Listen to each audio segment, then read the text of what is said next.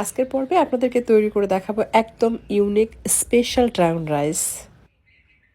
এটা এতটাই ফ্লেভারফুল হয় যে এটা একবার তৈরি করে খাওয়ার পর আপনার কাছে মনে হবে যে এর থেকে বেস্ট রাইস হতে পারে না। প্রথমেই রাইস সেদ্ধ করে নিতে হবে। এর জন্য পর্যাপ্ত পরিমাণে পানি নিয়ে তাতে স্বাদমতো লবণ, সামান্য সয়াবিন তেল আর সেই সাথে দিয়ে দিব লেবুর রস। আর লাগবে ড্রাগন ফলের স্কিন, অথবা আপনি চাইলে ড্রাগন ফলও এখানে ইউজ করতে পারবেন কালারের জন্য।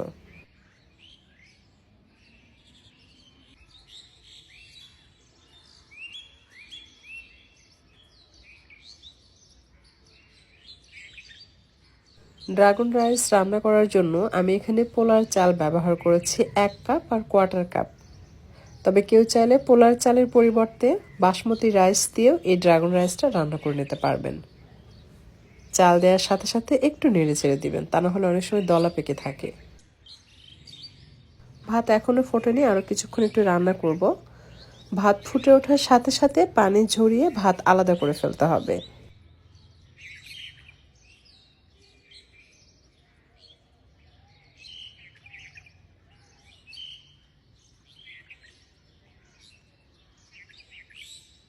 পানি ঝরানো ঝাঁঝরিতে সম্পূর্ণ রাইস নিয়ে পানিটাকে খুব ভালোভাবে ঝরিয়ে নিতে হবে। পানি ঝরিয়ে গেলে তারপর এটাকে যে কোনো প্লেটে বা যে কোনো ডিশের মধ্যে নিয়ে ঠান্ডা হতে দিতে হবে।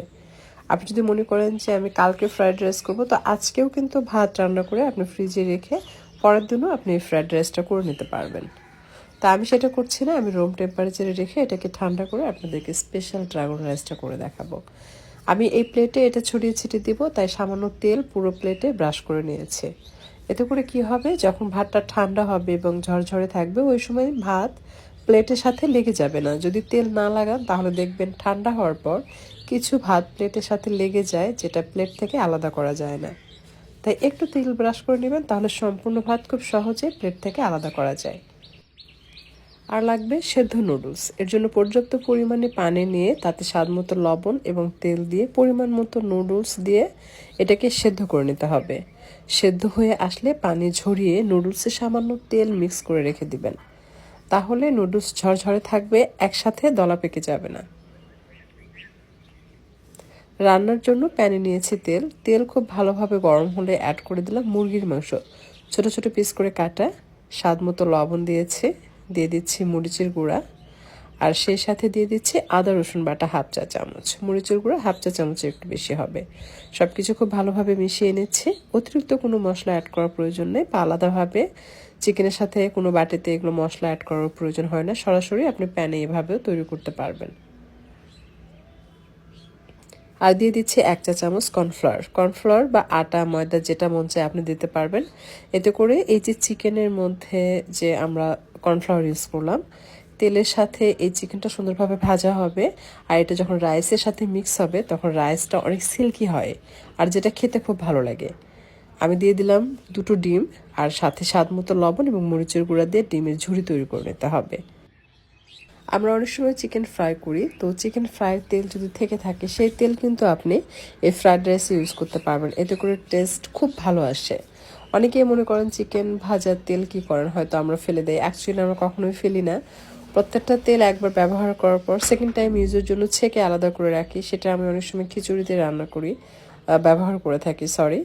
আবার ধরেন চিকেন ফ্রাই করলে সেক্ষেত্রে ব্যবহার করা যায়, অথবা ফ্রাইড রাইস করলে সেক্ষেত্রে ব্যবহার করবেন।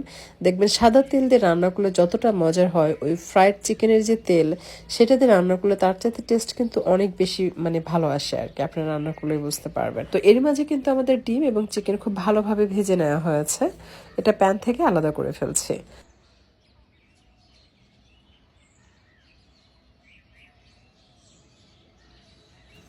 আর সেম প্যানে দিয়ে দিচ্ছি সাদা তেল, অর্থাৎ এই পর্যায়ে আপনি চিকেন ফ্রাই করা যে তেল সেটা ইউজ করবেন। আর দিয়ে দিলাম রসুন কুচি। আমি এখানে রসুন কুচি দিয়েছি আপনার 1.5 টেবিল চামচের মতো। এটাকে বেশ কিছুক্ষণ ভেজে নেব। যখন মনে হবে গোল্ডেন হতে শুরু করবে সেই পর্যায়ে অ্যাড করতে হবে পেঁয়াজ কুচি। আমি এখানে পেঁয়াজ কুচি দিয়ে দিচ্ছি 1/2 কাপের বেশি হবে, তবে 1 কাপ হবে না, তার থেকে একটু কম হবে। পেঁয়াজ কিন্তু এই রাইসের সাথে বেশ ভালো লাগে। আপনারা যদি কাঁচা পেঁয়াজ খেতে পছন্দ করেন তাহলে কিছুটা পেঁয়াজ এই পর্যায়ে অ্যাড করবেন, বাকি পেঁয়াজ রাইস যখন হয়ে যাবে সেই লাস্ট পর্যায়ে অ্যাড করবেন। জাস্ট অ্যাড করে মিক্স করে নামিয়ে নেবেন, তাহলে দেখবেন ওই পেঁয়াজটাও খেতে কিন্তু খুব ভালো লাগে। দিয়ে দিলাম গাজর কুচি, ক্যাপসিকাম কুচি এবং কাঁচামরিচ কুচি। কাঁচামরিচ কুচি আমি এখানে ব্যবহার করেছি 3 থেকে 4টি হবে। ঝাল যে যার স্বাদ মতো কমিয়ে বা বাড়িয়ে অ্যাড করতে পারবেন। সবজি দিয়ে বেশ কিছুক্ষণ নেড়েচেড়ে ভাজার পর অ্যাড করে দিতে হবে অন্যান্য উপকরণ। এই পর্যায়ে খুব বেশি উপকরণ অ্যাড করার প্রয়োজন নেই, জাস্ট স্বাদ মতো লবণ দিবেন, সয়া সস আর কালো গোলমরিচের গুঁড়া। এই 3টি উপকরণ সবজির সাথে দিয়ে ভেজে নেবেন, তাহলে দেখবেন খুবই সুন্দর ঘ্রাণ পাবেন এবং এই পর্যায়ে আপনি বুঝতে পারবেন যে রাইসটা যে কতটা ফ্লেভারফুল হতে পারে। আমি এত সুন্দর ঘ্রাণ পাচ্ছি, মনে হচ্ছে অসাধারণ হবে আজকের এই স্পেশাল ড্রাগন রাইসটা। তো এরপর আমি অ্যাড করলাম রাইস। এখন অন্যান্য যে উপকরণ সেগুলো কিন্তু আমরা এখন ধাপে ধাপে অ্যাড করব। ওই উপকরণগুলো আগে সবজির সাথে মিক্স করবেন না, রাইসের সাথে মিক্স করবেন। এভাবে স্টেপ বাই স্টেপ ফলো করে যদি রান্না করেন তাহলে আজকের এই স্পেশাল ড্রাগন রাইসটা খেতে আপনাদের কাছে অসম্ভব ভালো লাগবে। সো অবশ্যই একবার আমি যেভাবে রান্না করে দেখিয়েছি সেম টু সেম ওইভাবে ধাপে ধাপে সব উপকরণগুলো অ্যাড করে রান্না করবেন, দেখবেন খেয়ে খুবই মজা পাবেন। আর দিয়ে দিলাম সেই ভেজে রাখা চিকেন। নুডলস অবশ্যই দিবেন, আপনি চাইলে আমরা পাস্তা বা চাউমিনের যে নুডলসটা ব্যবহার করে থাকি সেটাও কিন্তু এখানে অ্যাড করতে পারবেন। তো এভাবে রান্না করে দেখবেন খুব ভালো লাগে। স্বাদ বৃদ্ধির জন্য অ্যাড করে দিলাম টেস্টিং সল্ট। আমি এখানে হাফ চা চামচ বা তার থেকে একটু বেশি হবে টেস্টিং সল্ট দিয়েছি।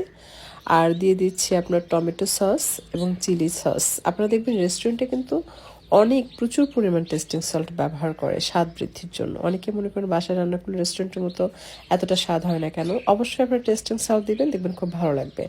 আমি সামান্য লেবুর রস দিয়েছি আর এই পর্যায়ে স্বাদ মতো চিনি দিলাম। আর এটা হচ্ছে ম্যাগি সস, যেটা আপনার সাধারণত রেস্টুরেন্টে এই রাইস রান্নার ক্ষেত্রে ব্যবহার করে। আমার কাছে স্পেশাল এটার যে ঘ্রাণ সেটা ভালো লাগে না, তাই কিন্তু আমি এটা স্কিপ করেছি। জাস্ট আপনাদেরকে দেখালাম, যদি কেউ পছন্দ করেন তাহলে এটা অ্যাড করতে পারবেন, আদারওয়াইজ দরকার নেই। এরপর যে সব মিক্স করে আপনি জাস্ট গরম হয়ে আসলে খুব ভালোভাবে রাইস যখন গরম হবে তখন নামিয়ে পরিবেশন করবেন। সব শেষে সুঘ্রাণ এবং স্বাদ বৃদ্ধির জন্য আমি অ্যাড করছি সামান্য ধনিয়ার পাতা কুচি এবং ঘি। কেউ চাইলে ঘিয়ের পরিবর্তে বাটার ইউজ করতে পারবেন, এতে করে এটা ফ্লেভারফুল হবে। এটা এতটাই মজার, আপনি যখন একবার তৈরি করে খাবেন তো বুঝতে পারবেন যে এটা আসলে কতটা ফ্লেভারফুল। সো আশা করছি আজকের এই রেসিপি আপনাদের কাছে অসাধারণ লেগেছে এবং ইউনিক মনে হয়েছে। যদি রেসিপি আপনাদের কাছে ভালো লাগে অবশ্যই লাইক, কমেন্ট এবং শেয়ার করবেন। আর এরকমই সহজ এবং মজার মজার ইউনিক সব রেসিপি পেতে আমার চ্যানেলটি সাবস্ক্রাইব করে নিয়মিত চ্যানেলের সাথে থাকবেন। আর আপনারা যারা আমার পেজ থেকে ভিডিওটি দেখছেন লাইক অ্যান্ড কমেন্ট করেন না বা ফলো দিয়ে রাখেন না, তারা অবশ্যই কমেন্ট করবেন, ফলো দিয়ে রাখবেন। এতে করে যেটা হবে, আমি যখন ভিডিও আপলোড দিব সাথে সাথে আপনারা নোটিফিকেশন পাবেন এবং নিত্য নতুন সব আপডেট ভিডিওগুলো দেখতে পারবেন।